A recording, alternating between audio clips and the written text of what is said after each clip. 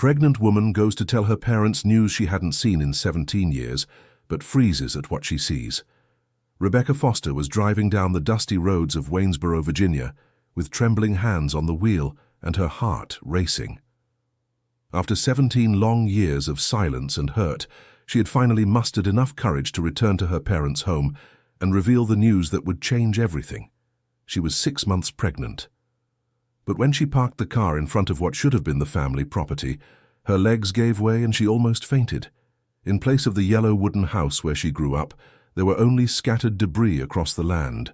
Rotten planks, broken roof tiles, and a completely destroyed structure rose like ghosts around a massive tree that had grown through what was once the roof. "My God in heaven," whispered Rebecca, leaning on the car as tears began to stream down her face. She walked slowly through the rubble, carefully stepping over pieces of wood and rusted metal.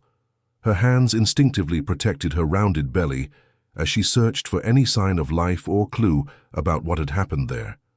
A hesitant voice interrupted her thoughts. "Miss, are you looking for someone?"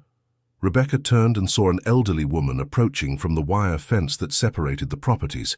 It was Mrs. Dorothy, the neighbor she vaguely remembered from childhood. "Mrs. Dorothy? It's me, Rebecca, the daughter of Mr. Thomas and Mrs. Margaret." The woman's eyes widened in surprise. "Rebecca! Good heavens! After all this time!" She moved closer, studying the young woman's face. "You look just like your mother when she was young. Where are they? What happened here?" Rebecca's voice was choked. Mrs. Dorothy sighed heavily, shaking her head. "My dear, this was destroyed in last year's storm. A terrible thing. I've never seen anything like it in all my life. The wind tore out whole trees and threw them onto the houses. And my parents. They moved away right after, poor things, sold the land to a construction company for a pittance. Your father was very downcast, always asking if anyone had news of you." Rebecca felt a stab in her chest. All these years she had moved cities several times, changed her phone number, trying to erase any trace that could lead them to her. The last fight had been so painful she preferred to cut all ties rather than face their disappointment again. "Do you know where they went?" "I don't, my dear. They left here with a very simple move, took only the basics. Your mother cried a lot, poor thing. She carried a small box in her arms as if it were the most precious thing in the world." Rebecca wiped her tears and decided she would not give up. She had come here with a purpose and would not return home without finding them. Dear listener, if you are enjoying the story, please take a moment to like and especially subscribe to the channel. It really helps us who are just starting out. Now continuing. Rebecca's first stop was at the bakery in the town center, where she remembered seeing her father buying bread every morning as a child. Mr. Henry, the owner, was still there, more grey and bent with time, but with the same gentle smile. "Rebecca, what a surprise." He greeted her with joy, but soon his face darkened. "You're looking for your parents, aren't you?" "Yes, Mr. Henry. Mrs. Dorothy said they moved after the storm." The man sighed, wiping his hands on his apron. "That's right, my dear. Your father came here every day in the months before the move. He always asked if I had news of you, if anyone knew where you were. He would stand right outside that door, looking down the road as if he were expecting you to appear at any moment." "Did he say anything about where they were going?" "No, he didn't. But I saw when they were packing up to move. It was just an old pickup truck with some furniture. Nothing like the life they had before. Her father was very thin, looked sick." The baker's words deepened Rebecca's anguish. She remembered her father as a strong, robust man who worked at the town's auto repair shop. Hearing him described as thin and sick worried her deeply. "Mr. Henry, would you know where I could get more information about them?" "Try the school, dear. Your mother worked there making lunches. Mrs. Florence, the principal, might know something." Rebecca thanked him and headed for the public school she had attended as a child. The building was more run down but still functioning. Mrs. Florence, a woman of about 60, received her in the principal's office. "Rebecca Marie Foster," said the principal, consulting some old papers. "You really did disappear, girl. Your mother worked here until just before the storm. How was she?" "Very sad, poor thing. She always talked about you, asked if any teacher knew where you were. She kept a photo of you from when you were little in her wallet and showed it to everyone." Rebecca felt her heart tighten even more. During all those years of anger and wounded pride, she had never considered how much her absence might have hurt her parents. "Mrs. Florence, do you have any idea where they might have gone?" "Well, I remember your mother mentioned something about having relatives in Charlottesville. They might have gone there, but that's just a guess, you hear." "Relatives in Charlottesville? I don't remember any relatives there." "They were distant relatives from what I understood, maybe from your father's side." Rebecca left the school with a vague lead, but it was better than nothing. She decided to stop by the town clerk's office to see if she could get any information about the sale of the property. At the clerk's office, the clerk, a middle-aged man named Charles, was very helpful. "The sale was recorded right here," he said, showing the documents. "But look at this. They sold it for a very low price, well below what the land was worth, even after the destruction." "Why would they do that?" "Haste, I'd say.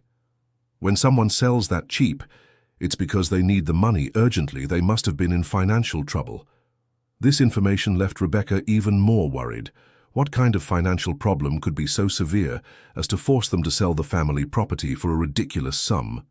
"Did they leave any forwarding address?" "They did, but it's right here in town, at the house that was destroyed. That indicates the move was very sudden." Rebecca left the clerk's office with more questions than answers. She decided to try her luck at the post office, hoping to find something that could help. The postal worker, a kind lady named Patricia, immediately recognized the family name. "Of course I remember. Your mother came here every week asking if there was any mail for you all. She always hoped to get a letter from you." "A letter from me?" "Yes, she said you lived far away and might not have the right address. She'd get very hopeful whenever mail arrived with similar handwriting." Patricia disappeared into the back of the post office and returned a few minutes later with a small bundle of yellowed letters. "Look what I found here.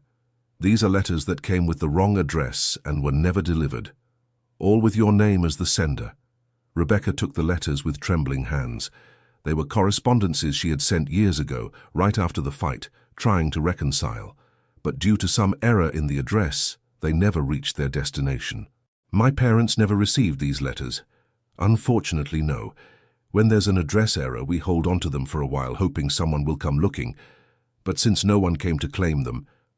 Rebecca opened one of the letters and read her own words from years ago, asking for forgiveness and explaining that she wanted to come home. If her parents had received these letters, perhaps this whole separation would never have happened. "Patricia, did they leave any forwarding address when they moved?" "No, my dear. They left here without a trace, but I remember your mother mentioned something about a hospital. It might have been in another town." "A hospital?" "Yes. She was worried about your father's tests. She talked about diabetes." This new information alarmed Rebecca even more. Her father was sick, and she didn't even know. She decided to go to the town's health clinic to try to get more information. At the health clinic, the head nurse, Barbara, confirmed Rebecca's fears. "Your father was a patient here for a few months. Type 2 diabetes, but it was uncontrolled. He needed expensive medication and regular medical follow-up." "Was he very ill?" "Yes, he was. But the worst was his emotional state. He always talked about a daughter who was lost and that he didn't know how to find. He said he had made mistakes and wanted to ask for forgiveness." Barbara went to a drawer and took out a small, crumpled piece of paper. "He wrote this one day when he was hospitalized, but he never had the courage to give it to anyone. He asked me to keep it in case you ever showed up." Rebecca took the paper with trembling hands. It was her father's shaky handwriting. "Rebecca, my dear daughter, I know I was very wrong with you. I was too harsh, too demanding. I didn't know how to understand you when you needed me most. If you ever come back, I want you to know that I love you and I am so sorry for everything. Your father who never stopped waiting for you." Tears streamed down Rebecca's face as she read and reread her father's words.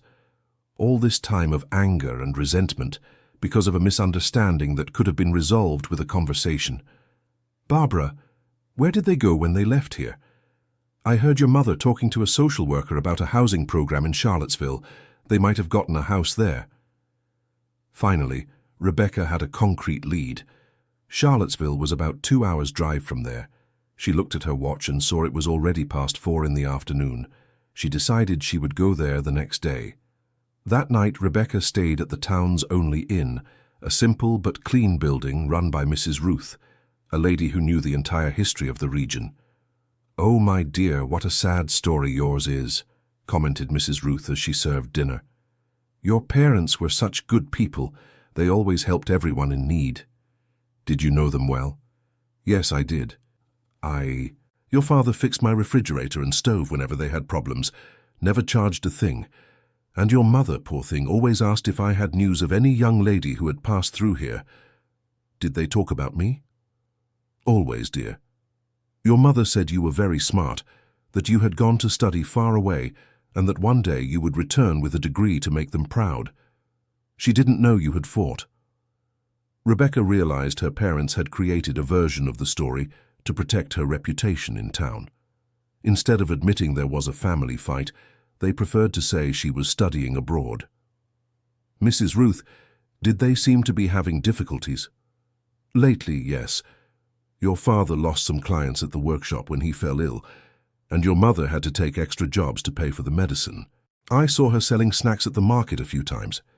The image of her mother, always so proud and dignified, selling snacks at the market to get money for her husband's medicine, broke Rebecca's heart. She stayed awake all night, imagining how she could have helped if she had swallowed her pride and come home sooner. The next day, very early, Rebecca set off for Charlottesville.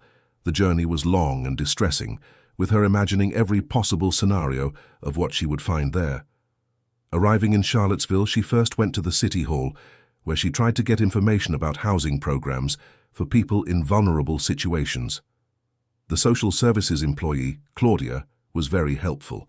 "I'll check our records," she said, typing on the computer. "Thomas Foster and Margaret Grace Foster, here it is.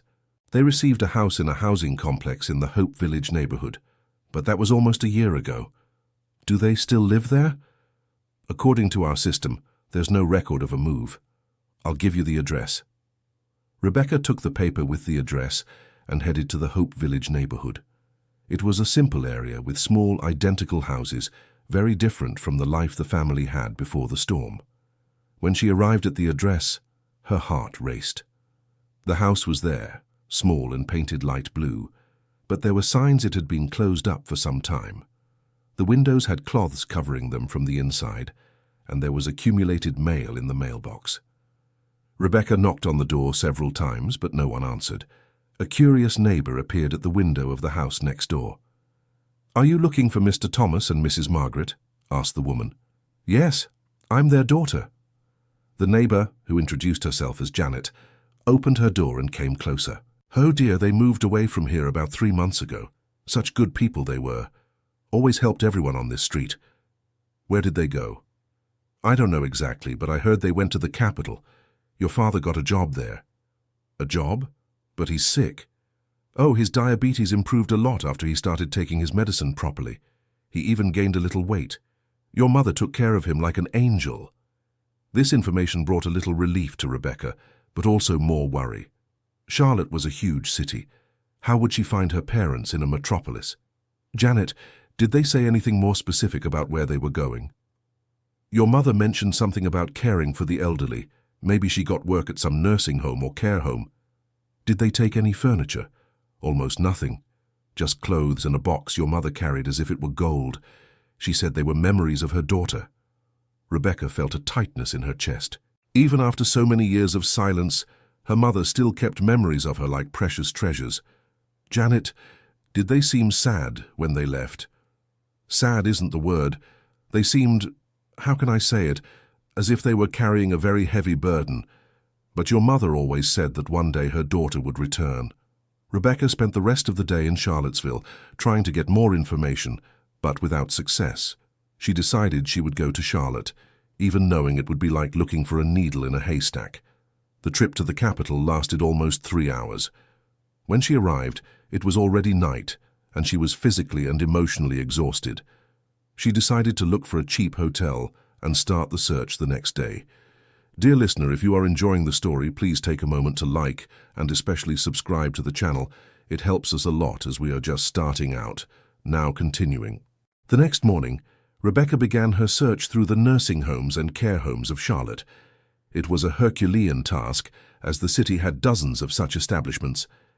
At the third nursing home she visited, St. Benedict's home, the director, Sister Martha, seemed to recognize the description of her parents. An older couple from the countryside, the man with diabetes and the woman always carrying a small box. Yes, that's exactly it. They don't work here, but they came looking for volunteer work about 2 months ago. They said they had experience caring for people and wanted to help. Volunteer work? Yes, they didn't want payment, just a place to stay and a little food. They seemed like people who needed to keep busy more than they needed to earn money. Would you know where they are now? Unfortunately, we've lost touch. They only came here once. But I remember you mentioned another place where you had considered working. Sister Martha consulted some notes. Here it is, St. Andrew's Care Home in the Myers Park area. It's a smaller, more family-like home. Perhaps they managed to get a spot there. Rebecca thanked her and headed to St. Andrew's Care Home. The journey across the big city left her even more distressed. How were her parents accustomed to the simple life of the countryside, dealing with the urban chaos? St. Andrew's Care Home was indeed smaller and more welcoming than the other homes she had visited. The director, Mrs. Eleanor, a woman of about 70, received her kindly. Thomas and Margaret, of course I know them. They are our most dedicated staff. Rebecca's heart leapt. They are here? Yes, they are. They arrived 2 months ago and have become part of our family. Your father helps with maintenance and your mother cares for the elderly with such affection that they call her an angel. May I see them? Of course. But may I ask who you are? I'm Rebecca, their daughter.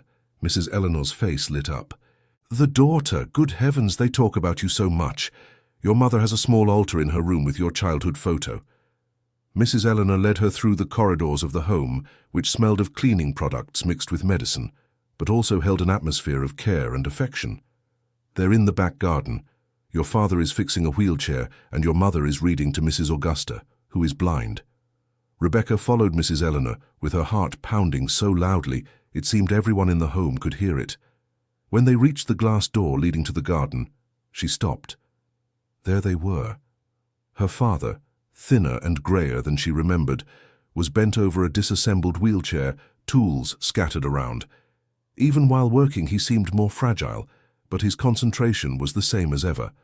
Her mother was sitting in a plastic chair beside an elderly lady, reading a cookbook aloud.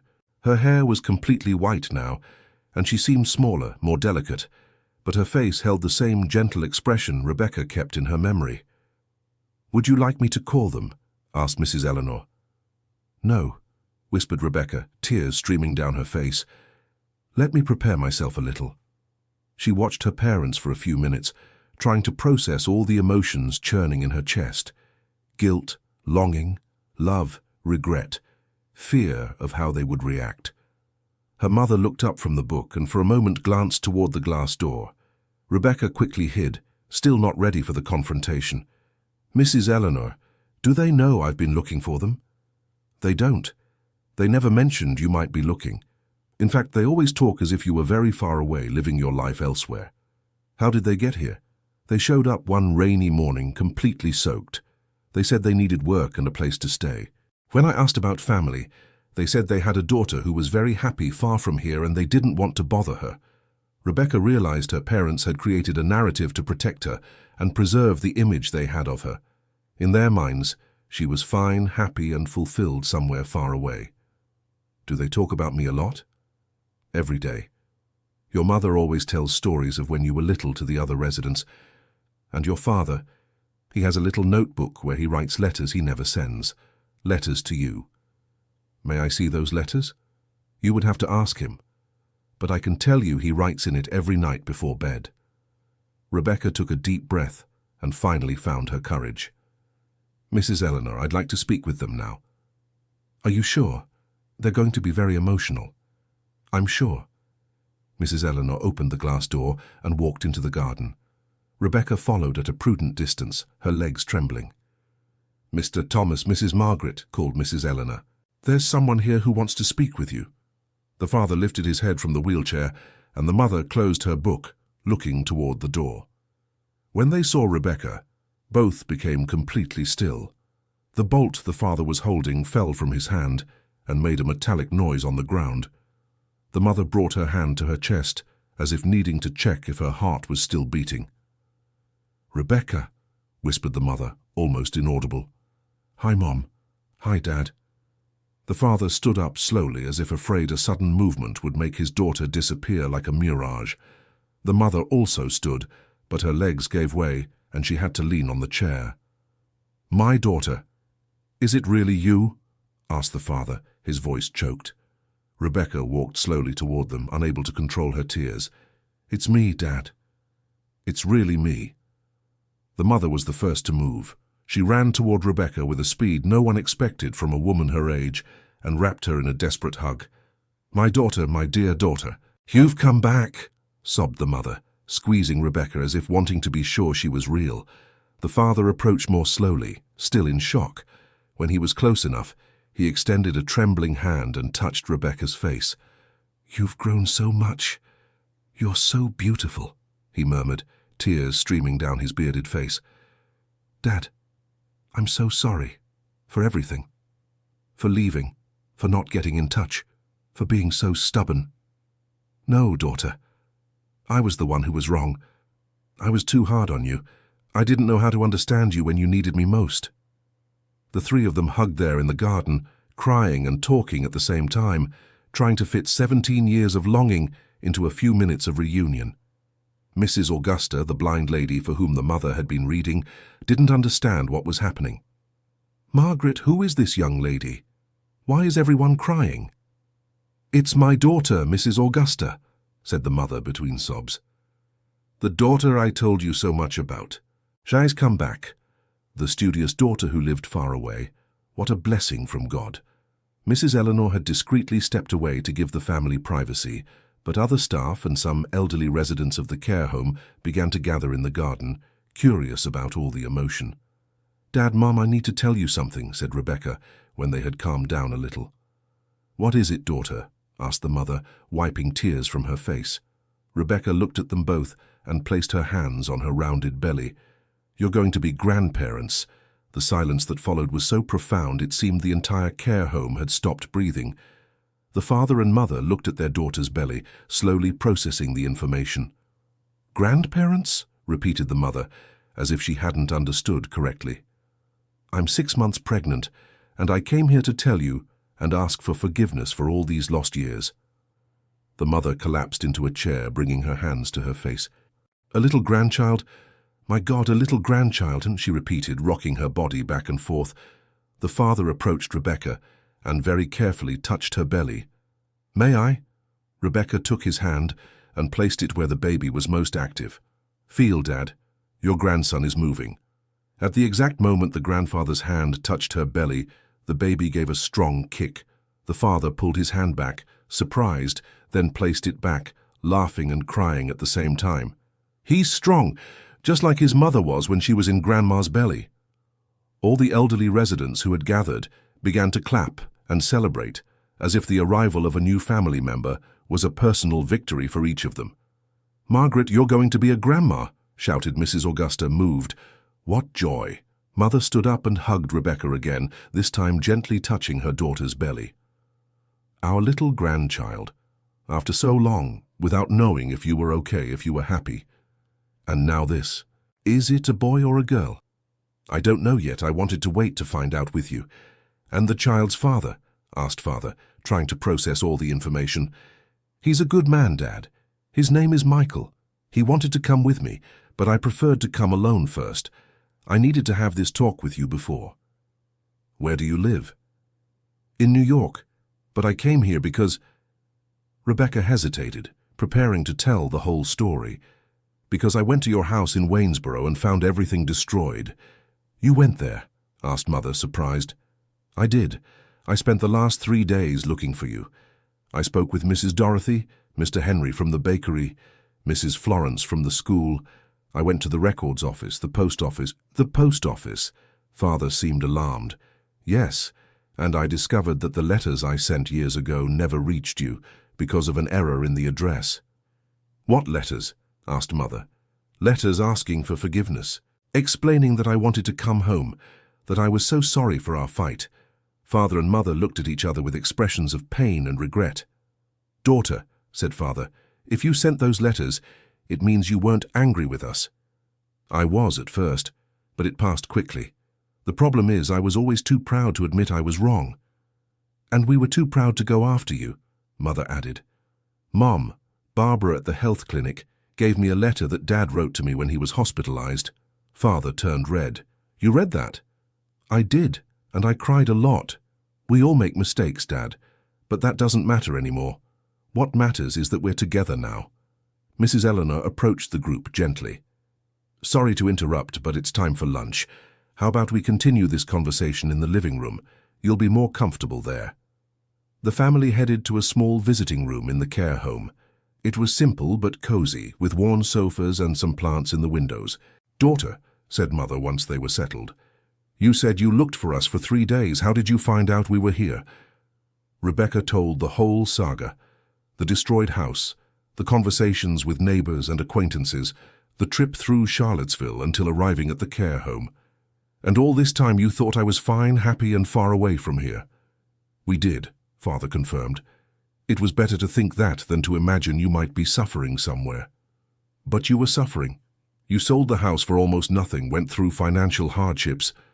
"How did you know that?" asked Mother. "I spoke with several people. I learned about Dad's diabetes, the expensive medications, the extra work Mom took on to pay the bills." Mother sighed. "It was a difficult time indeed, but your father improved a lot, thank God." "I improved because your mother took care of me like an angel," said Father, looking at his wife affectionately. "If it weren't for her, I wouldn't be here today. And if it weren't for your father's strength, I wouldn't have been able to overcome missing you," Mother added. Rebecca realized how her parents had supported each other during all those difficult years, turning the pain of her absence into fuel to care for one another. "Mom," Mrs. Eleanor said, "you have an altar with my photo in your room." Mother looked embarrassed. "It's just a small table with your high school graduation photo and a candle I light every night before bed. I ask God to protect you wherever you are." "And Dad, I heard you write letters to me." Father turned even redder. "They're just the ramblings of a sentimental old man. I would like to read those letters if you'll let me." Father hesitated but then agreed. "All right, but they're simple things. Just a father talking to a daughter who couldn't hear." Mrs. Eleanor knocked on the living room door. "Sorry again, but lunch is on the table. Would you like to eat together?" "Can we?" asked Rebecca. "Of course, today is a day of celebration here at the home, our family's first grandbaby." They went to the dining room, where about 15 elderly residents were seated at the tables. When they saw Rebecca enter with her parents, they all started clapping again. "It's her! She's Margaret's daughter!" shouted Mrs. Augusta. "And she's expecting a baby," added another gentleman, all excited. During lunch, Rebecca was introduced to all the residents of the care home. Each had a story to tell about how her parents had touched their lives in recent months. "Your father fixed my cane when it broke," recounted Mr. Gerald, a 90-year-old gentleman. "And your mother taught me how to make that tea that gets rid of back pain." "They're our children too," said Mrs. Carroll, an 85-year-old lady. "They take care of us with so much affection." Rebecca realized her parents had found a new family at the home, people who needed them as much as they needed a purpose to keep on living. After lunch, her mother took Rebecca to see the room where she and her father lived. It was small but tidied with great care. On the wall were some old family photos, and on a small table beside the bed was the makeshift altar. The photo was of Rebecca at 18 on her high school graduation day. Next to it, a small candle and a rosary that Rebecca recognized as her great-grandmother's. "Mom, you kept great-grandmother Margaret's rosary all these years." "I did, and every night I ask her to watch over you from heaven." In the table's drawer, her mother kept other mementos, drawings Rebecca had made as a child, letters from school, a baby tooth kept in a little box. "Mom, you took all this when you left Waynesboro." "I did. It was the only thing I couldn't leave behind." Her father showed Rebecca a simple notebook where he wrote the letters he never sent. The first was from almost 10 years ago. "My dear daughter, today marks another year since you left. I hope you are happy and fulfilled, your father who loves you and always will love you." Each letter was short, but full of love and longing. Many talked about daily life, others about regrets, some about hopes. The last one had been written the night before. "Rebecca, today I dreamed you were pregnant, holding a beautiful child in your arms. I woke up smiling, even knowing it was just a dream. Maybe it's a sign that you are happy somewhere. Your father who never stopped waiting for you." Rebecca couldn't hold back the tears reading the last letter. Her father's dream had been premonitory in some way. "Dad, the dream you had yesterday." "Yes, daughter." "I can't explain it, but I woke with a strange feeling as if something good was going to happen." The afternoon passed quickly with conversation, tears, and laughter. Rebecca told them about her life in New York, her work as a nurse, how she met Michael, and her parents talked about the last few years, the difficulties and how they found peace working at the home. "Daughter," said her mother as the sun began to set, "are you going back to New York today?" "I don't know, Mom. I haven't thought about it yet." "Stay here tonight," her father requested. "Mrs. Eleanor can arrange a place for you to sleep." "But are you sure?" "I don't want to be a bother." "A bother?" Her mother laughed for the first time since the reunion. "Daughter, we waited for you for 17 years. Now that you're here, I won't let you leave so soon." Mrs. Eleanor quickly arranged an extra mattress in her parents' room. It was tight, but they insisted they wanted to stay together. That night, the three of them talked until late, catching up on years of lost stories and news. Rebecca talked about Michael, showing pictures of him on her phone. Her parents were moved to learn he was a teacher and that he really wanted to meet them. "When are you getting married?" asked her mother. "We haven't set a date yet, but we'd like you to be our witnesses." "Witnesses?" Her father was emotional. "It would be an honor, sweetheart. And I'd like the baby to be born here in Virginia, to be close to you." Her mother started crying again. "You would do that for us?" "I would, Mom. Actually, I've been thinking about it for months.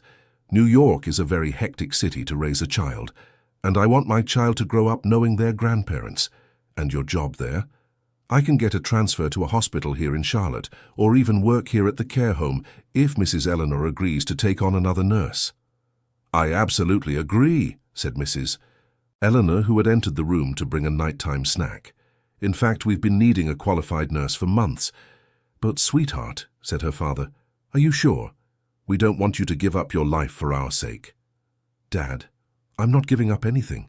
I'm getting my family back, and my child will have the chance to grow up with grandparents, something I didn't have when I was little." "You didn't, because we were too foolish to resolve our differences," said her mother. "But that's in the past, Mom. What matters is the future." In the early hours, Rebecca was awakened by the baby's movements. It was as if he was also happy about the family reunion. She put her hand on her belly and whispered, "Did you hear that, little one? You're going to know your grandparents from the time you're tiny." Her father, who was awake, heard the whisper. "Is the baby moving?" "Yes. Want to feel?" Her father placed his hand on his daughter's belly and felt his grandson moving. "It's a miracle," he murmured. "After so many years thinking I'd never see you again, now I'm going to have a grandson too." "Dad, I need to ask you something. Do you forgive me for staying away so long?" "Sweetheart, we're the ones who should ask for forgiveness. We're the ones who didn't know how to handle your choices when you were young." "No, Dad. I was the one too proud to come back." "Then let's do this," said her mother, who had also woken up. "Let's all forgive each other and start a new life. The three of us, plus Michael and the baby." "4," corrected her father. "How 4? Your mother is pregnant too." "Dad!" Rebecca was startled. "Mom is pregnant?"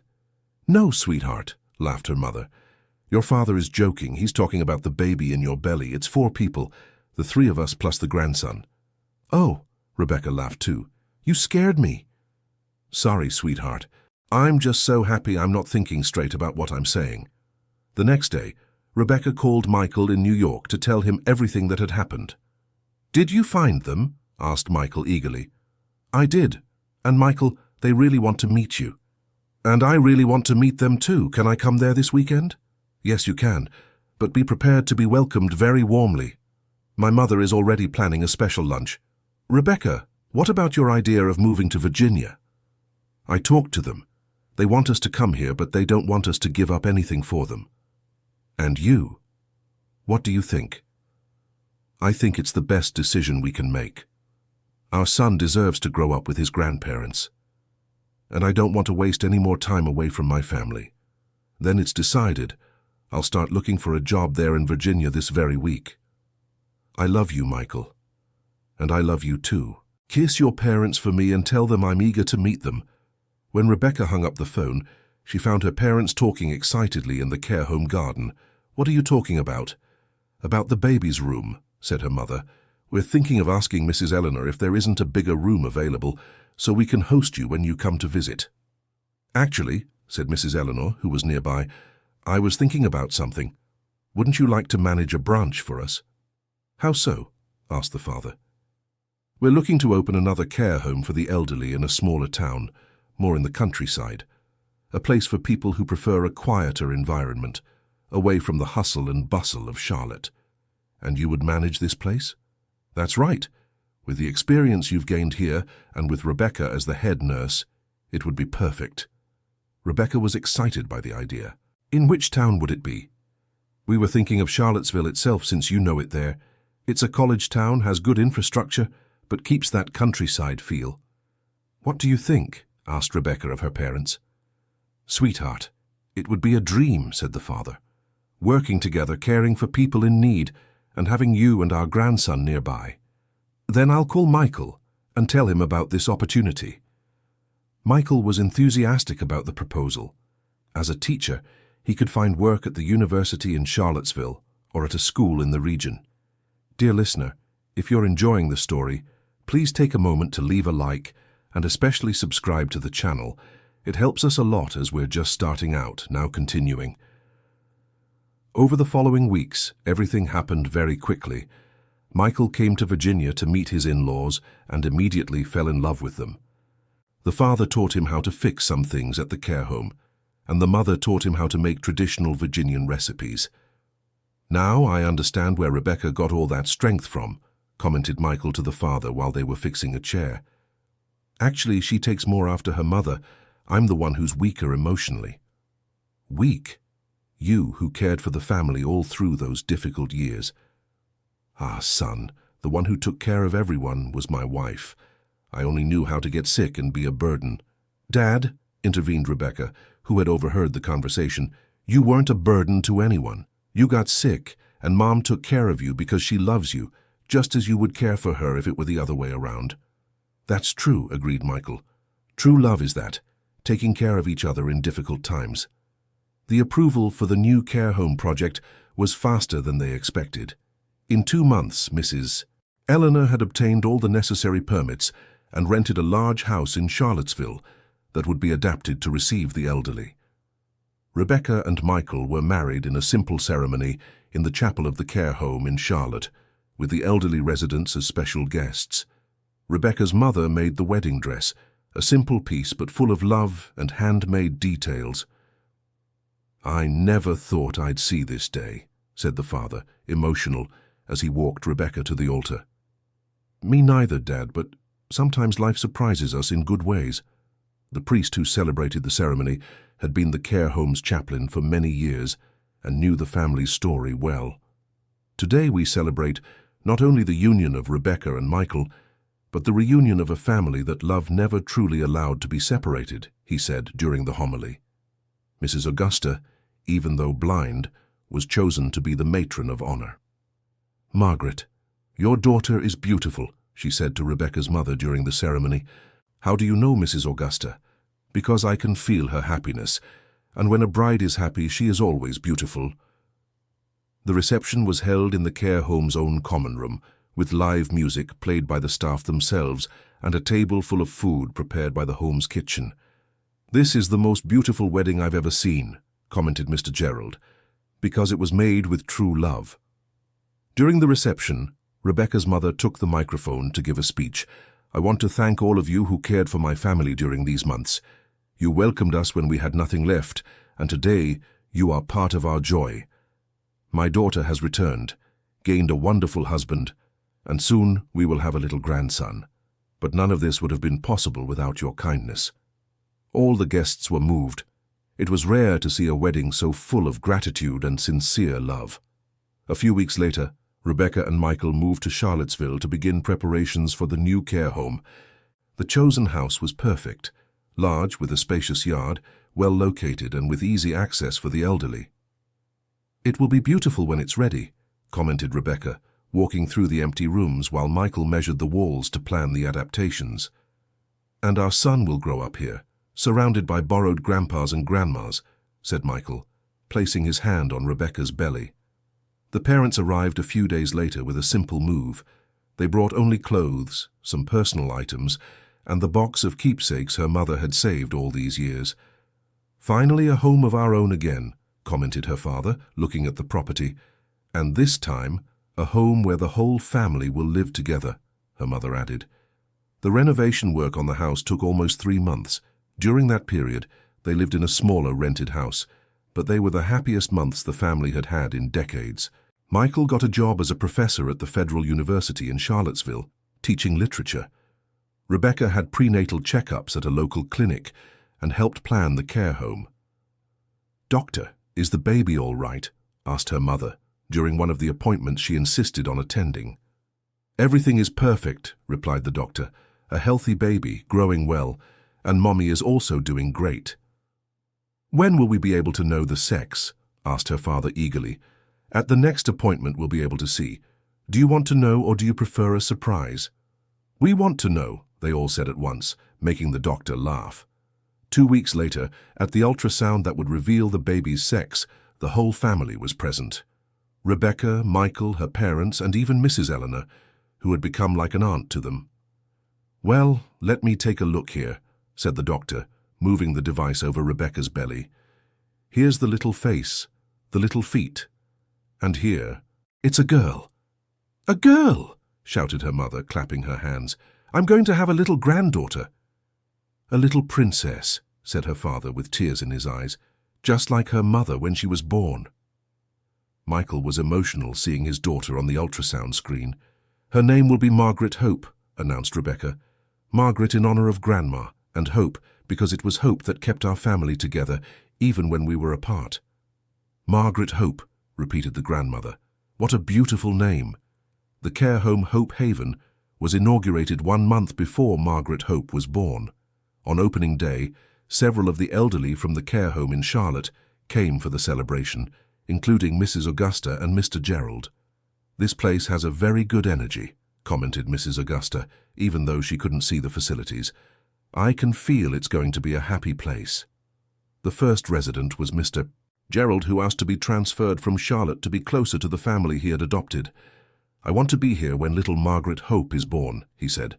"I need to meet my borrowed great-granddaughter." Other people arrived gradually. Mrs. Caroline, a retired teacher who had no family. Mr. Paul, a former carpenter who wanted to teach his craft to someone. Mrs. Francis, who made the best sweets in the region. Each new resident brought their own stories and talents, transforming the care home into a true community.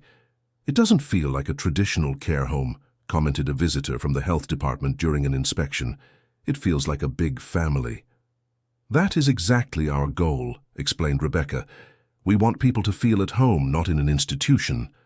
The birth of Margaret Hope was an event that mobilized the entire care home. When Rebecca went into labor on a Saturday morning, all the residents kept vigil in the common room. "Do you need anything at the hospital?" asked Mrs. Caroline, concerned. "No, thank you," replied the father before rushing out to the hospital. "Just pray that everything goes well." "You can count on it, Mr. Thomas," shouted Mr. Paul. "We'll start a prayer chain here." At the hospital, the mother didn't want to leave Rebecca's side for a minute. "Mom, you don't have to stay here the whole time," said Rebecca during a contraction. "Yes, I do, my dear. I lost 17 years of your life.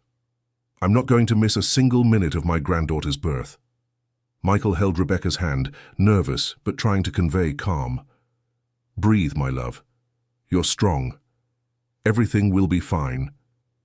The father kept pacing back and forth in the hallway until a nurse said, "Mr. Thomas, you're going to wear a hole in the floor with all that walking. Sit down for a bit." "I can't, miss. It's my first granddaughter." When Margaret Hope was finally born at 4 in the afternoon, her strong cry echoed throughout the maternity ward. "A perfect baby girl," announced the doctor, weighing 7 pounds. The grandmother was the first to hold her granddaughter, after the parents. "Look at this little princess," she whispered, tears of joy streaming down her face. "Welcome to the world, Margaret Hope." "Can I hold her too?" asked the grandfather, his hands trembling with emotion. "Of course, Dad, she's your granddaughter too." When the grandfather held the baby for the first time, Margaret Hope stopped crying and stared at him intently. "Look at that," said the nurse. "She already recognizes her grandpa." "Hello, little princess," murmured the grandfather. "I'm your grandpa, Thomas. I waited so long to meet you." Back at the care home, everyone was eager to meet the new member of the family. "What does she look like?" asked Mrs. Augusta. "Absolutely beautiful," replied Mr. Gerald, who had gone with them to the hospital. "Little brown hair like her mother and her daddy's little nose.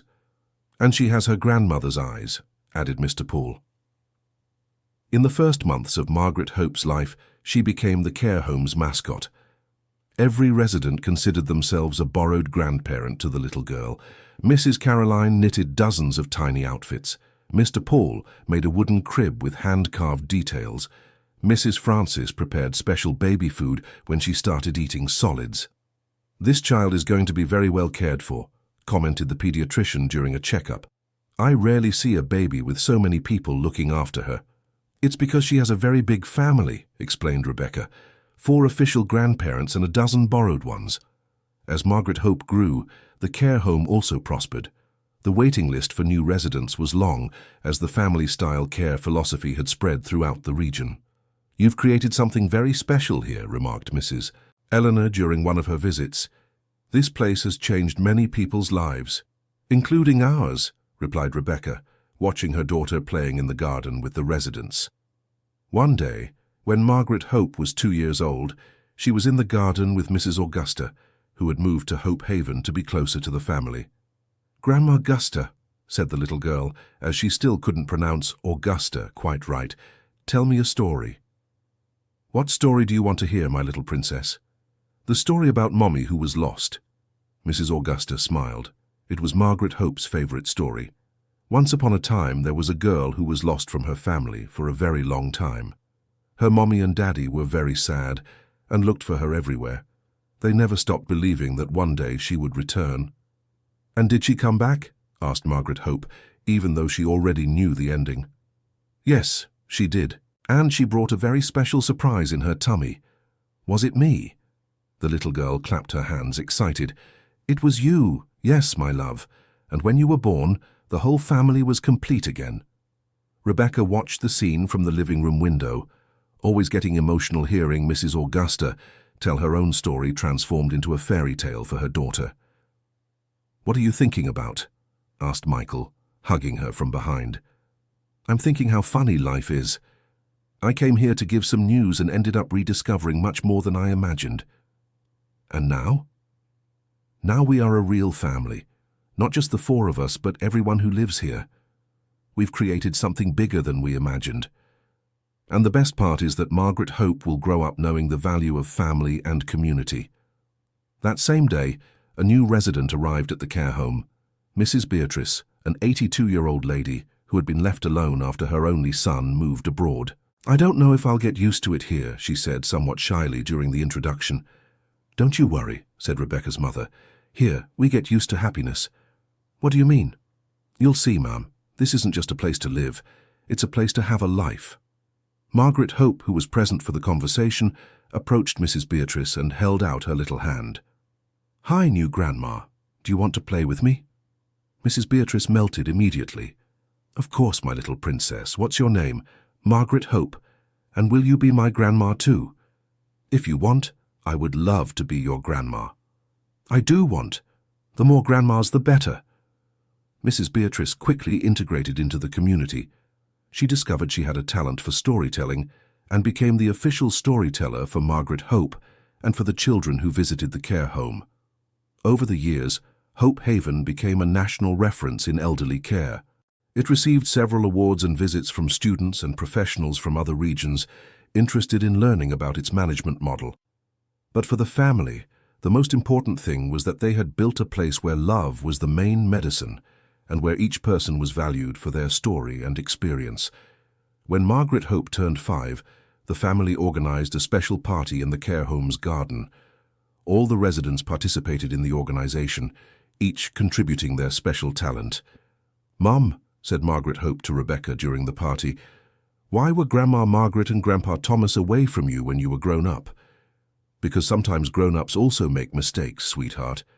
But the important thing is that we can always ask for forgiveness and start over." "And did you forgive each other?" "We forgave each other. And we discovered that family love is stronger than any fight." "That's good. Because I never want to be away from you." "And we will never let you be away from us, Princess." Margaret Hope ran off to play with the other residents, who had become her multiple families. Each had a special way of showing affection for her. Mr. Gerald had taught her how to make a kite. Mrs. Caroline knitted doll clothes. Mr. Paul was building an elaborate dollhouse. Mrs. Augusta told the best stories. Mrs. Francis made the tastiest sweets. Mrs. Beatrice put on little plays. "She is the luckiest child in the world," commented Michael, watching his daughter interact with everyone. "Actually," said Rebecca's father, "we are all lucky. This little girl brought joy to everyone's life here." "It's true," agreed her mother. "When she was born, it wasn't just our family that became complete. It was this whole community." At that moment, Margaret Hope ran toward them. "Daddy, Mommy, Grandpa Paul said he's going to teach me how to make a little table for my dolls." "That's great, sweetie," said Michael. "You're going to learn so many different things here." "I already know lots of things. Grandma Caroline taught me to knit. Grandma Gusta teaches me to listen with my heart. Grandma Francis teaches me to cook, and Grandma B teaches me to do different voices for the stories." Rebecca smiled as she realized how her daughter had given affectionate nicknames to all her borrowed grandmothers. "And what's the most important thing you've learned here?" asked Rebecca. "That family isn't just Daddy, Mommy, Grandma, and Grandpa. Family is everyone who likes and takes care of each other." The girl's answer touched the hearts of everyone listening. "Sweetheart," said Grandpa Thomas, picking up Margaret Hope, "you are a very wise girl." "I learned from you, Grandpa. Mommy said you waited a long time for her to come back, and that family love never ends." "That's true, Princess. And now that we're all together, we'll never be apart again." "Never again? Never again?" Margaret Hope gave her grandfather a tight hug and then ran to hug all the other members of her extended family. Rebecca watched the scene with tears of gratitude in her eyes. She had come to Waynesboro pregnant and full of fear, expecting to find her parents and not knowing how they would react. Instead, she found a lesson about forgiveness, unconditional love, and the strength of family bonds. What began as a desperate search for her parents turned into building a new life, where a painful past was healed by present love and the hope of a better future. The house destroyed by the storm had been just the first sign that it was time to rebuild everything on a more solid foundation. And that foundation was the love that had never disappeared, even during the years of separation. That night, after Margaret Hope fell asleep, the family gathered on the house's porch to talk as they did every night. "Do you think she'll understand our story when she grows up?" asked Rebecca. "She already understands," said her mother, "in her own way, with a child's wisdom. She knows that family is love, and that's the most important thing." "And when she grows up, and maybe wants to follow her own path?" asked Michael. "Then we'll support her," said her father, "but this time knowing that true love doesn't bind, it frees. And where there is true love, there's always a way back home. The difference is that now she'll grow up knowing she is loved unconditionally," added Rebecca, "something it took me many years to learn." They talked late into the night, making plans for the care home's future, for Margaret Hope's education, for the improvements they wanted to implement in the community. But the most important plan of all was to continue nurturing the love that had reunited the family and created that special community. Years later, when Margaret Hope was already a responsible and caring teenager, she often brought her school friends to visit the care home. "Your family is very different," commented a friend. "Yes, it is," agreed Margaret Hope. "I'm lucky to have so many people who love me." "Isn't it weird living in a care home?" "What would be weird is living without all these stories, without all these experiences, without all this love," replied Margaret Hope, with the wisdom she had inherited from her multiple families. The friend became thoughtful. "You know something? I wish I had a family like that too." "You're not born with a family like this," said Margaret Hope. "You build it with love, patience, and forgiveness." This conversation made Rebecca realize they had achieved something much greater than simply reuniting the family. They had created a new model of relationship where love wasn't limited by blood ties, but expanded by the capacity to care and be cared for. Hope Haven continued to grow and develop, always maintaining the core values that had inspired its creation. New residents arrived, some left to live with reconciled family members, others remained until the end of their lives, always surrounded by affection and dignity. Rebecca and Michael had 2 more children, Henry William and Anna Claire. Each child brought new joy to the community, and the residents took turns caring for and educating the little ones. "Our children are privileged," Michael commented one evening. "They are growing up in a true village, where everyone looks out for everyone else. And they are learning that different generations have much to teach each other," Rebecca added. Rebecca's parents aged with dignity and joy, always active in managing the care home and in caring for their grandchildren. Her father's diabetes remained under control, and both enjoyed a peaceful and purposeful old age. "I never imagined I could be so happy at this stage of life," her mother said during a conversation with Rebecca. "Why, Mother?" "Because I've discovered that old age can be the best time of life when you are surrounded by people you love and who love you. And you also discovered it's never too late to start over. That's true. If you hadn't come looking for us, we might have spent the rest of our lives lamenting past mistakes. But I did come, Mother, and you always knew I would. I always had hope. That's why the care home couldn't have any other name." Rebecca's and her family's story became known in the region as an example of reconciliation and family love. Many people sought out the care home not only for the care provided, but also for the inspiration the family's story represented. "You've given many people the courage to look for their lost family members," shared a visitor who had read about them in a local magazine. "And did many people find what they were looking for?" Rebecca asked. "Most did, and even those who didn't found they could create new families based on love and mutual care." This information made Rebecca very happy. Knowing her personal story had inspired others to seek reconciliation, and family love gave even more meaning to everything they had built. During a birthday party for the care home, 5 years after its opening, Rebecca gave an emotional speech to all present. "A few years ago, I was a pregnant and frightened woman driving along the roads of Virginia in search of the parents I hadn't seen for 17 years.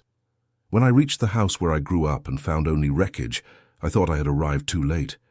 But I discovered it's never too late for love. I discovered that family isn't just a place where we are born, but a place we build with affection, dedication, and mutual forgiveness.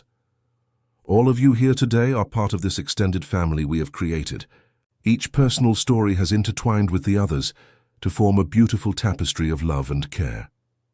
My children are growing up knowing they are loved not only by their parents and grandparents, but by an entire community that sees them as a precious legacy for all of us. And I have learned that sometimes God uses storms to destroy what was old and hurt, to make room for something new and far more beautiful to grow in its place. All present were moved by Rebecca's words. There were tears of joy, warm applause, and many hugs. Margaret Hope, now 8 years old, asked to speak as well. "I want to thank all of you for being my family," she said, with the naturalness of children. "You've taught me that love is caring, sharing, forgiving, and never giving up on the people we love. When I grow up, I want a family as big and loving as this one, and I will tell my children the story of the grandma who lost her mommy and then found her again with a surprise in her belly." The audience laughed and cried at the same time at the girl's words. Mr. Gerald, now 95 but still sharp and active, asked to give the final speech of the evening. "I have lived a long life. I have seen many families form, fall apart, and reunite, but I have never seen a story as beautiful as this one. Rebecca, when you first appeared here, pregnant and searching for your parents, I thought, This girl is lucky to have parents who love her so much. But now I know the luck was ours, because you brought back to your parents not just a daughter, but a life's mission. And from this mission, this place was born, which is a home for all of us. Margaret Hope, my borrowed granddaughter, you are the symbol of hope that never dies. When I look at you, I remember it's worth believing in love and in people's goodness. And to all of you who are building this family alongside us, thank you for proving that family is much more than blood. Family is choice, it's dedication, it's being there in the good times and the bad. When the party ended and everyone went to sleep, Rebecca's family stayed a while longer on the porch, as they always did. "Dad, Mom," said Rebecca, "are you happy here?" "More than we ever imagined we could be," replied her father. "Why?" "Because we found our calling," explained her mother. "We discovered we were made to care, to love, to serve, and here we can do that every day. And because we got our daughter back and gained an entire family in the process," her father added. Michael, who had been listening to the conversation in silence, finally spoke. "Do you know what impresses me most about this whole story?" "What?" they all asked. "It's that you took the pain of separation and turned it into fuel to unite other people. You took the experience of abandonment and created a place where no one feels abandoned." "It's true," agreed Rebecca. "We transformed our wound into our mission." "And our scar into our strength," her mother completed. That night, each went to sleep with gratitude in their hearts. Gratitude for the second chance life had given the family, for the community they had built together, and for the certainty that love always finds a way back home. Rebecca, before sleeping, always stopped by the children's rooms to see them sleeping. That night she found Margaret Hope awake. "Can't sleep, sweetheart?" "I could, but I woke up. I was dreaming about the destroyed house you found when you came looking for Grandma and Grandpa." "And how was that dream?" "In the dream, the house wasn't destroyed, it was being renovated, and there were lots of people working to make it beautiful again." "And then?" "Then I understood that sometimes things need to be destroyed to be built in a better way." Rebecca was impressed by her daughter's depth of reflection. "You're right, sweetheart. Sometimes life does that to us." "Mom, do you think if Grandma and Grandpa's house hadn't been destroyed, you would have found each other anyway?" "I don't know, love. Maybe yes, maybe no. But I know that when something is meant to happen, life always finds a way." "And were you always going to be a family?" "Always, because true love never dies, even when people are apart." "That's good. Now I can sleep peacefully." Margaret Hope snuggled under the covers and closed her eyes. Rebecca stayed a little longer watching her daughter, thinking about how children have a natural wisdom that adults often lose. When she finally went to bed, she found Michael awake, reading. "Can't sleep?" "I was thinking about our story," he said, "about how everything fit together perfectly. Do you think it was fate? I think it was love. The love your parents had for you made them never give up hoping. The love you had for them made you come back, even though you were afraid. And the love we all have for each other created all of this that we have today. And you? Do you ever regret leaving New York to come live this simpler life?" "Regret it?" "Rebecca, I was a lonely teacher in a big city. Now I'm a father to 3 wonderful children, a son-in-law to people I admire, and part of a community that makes a difference in so many lives. How could I regret it? Sometimes I feel guilty for making you leave your life there. You didn't make me leave my life. You helped me find my true life. The difference is immense." Rebecca snuggled into her husband's chest, grateful to have a partner who understood and shared her values. "Michael, what do you think our children will take from this experience of growing up here? I think they'll grow up knowing that love is action, not just feeling, that family is built every day, that respect for elders is fundamental, that every person has value and deserves dignity, and that it's never too late to ask for forgiveness and start over." Exactly. The years continued to pass, and Hope Haven became a reference not only in elderly care, but in building communities based on love and mutual respect. Students from various universities came to do internships and research on the management model. Professionals from other institutions visited to learn about the family-style care philosophy. But most importantly, hundreds of people found a true home there, where they could age with dignity, surrounded by affection and purpose. The story of Rebecca and her family continued to inspire others to seek reconciliation with lost family members, to create new forms of community, and to believe that love always finds a way. And Margaret Hope grew up to become a wise and caring young woman, always ready to help others and perpetuate the values she had learned in her extended family. "Mum," she said one day, when she was already a teenager, "I want to study geriatrics when I grow up. I want to continue the work you all started. Are you sure, sweetheart? It's a field that requires a lot of dedication. I'm sure. I've learned that caring for others is the most important thing we can do in life. And what if one day you want to do other things, live in other cities? If it's to help more people, that's okay. But I'll always want to come back home. Because now I know that family is the place we can always return to, no matter what happens." These words from Margaret Hope perfectly summarized everything the family had learned over the years. That home is not a physical place, but a set of relationships based on unconditional love. The storm that destroyed the yellow wooden house in Waynesboro had actually been the beginning of something much more beautiful and lasting. It had made space for a new form of family to grow, one that included not just blood ties, but ties of the heart. And so, the story that began with a pregnant woman searching for the parents she hadn't seen for 17 years transformed into a lesson about forgiveness, love, community, and hope that would echo for many generations. End of story. Now tell me what you thought of this moving story. Do you believe family love is capable of overcoming any of life's storms? Leave your comments sharing your own experiences of reconciliation or families that were reunited. Don't forget to leave your like if the story touched your hearts, and subscribe to the channel so you don't miss other stories about love, forgiveness, and hope. Thank you so much for your company.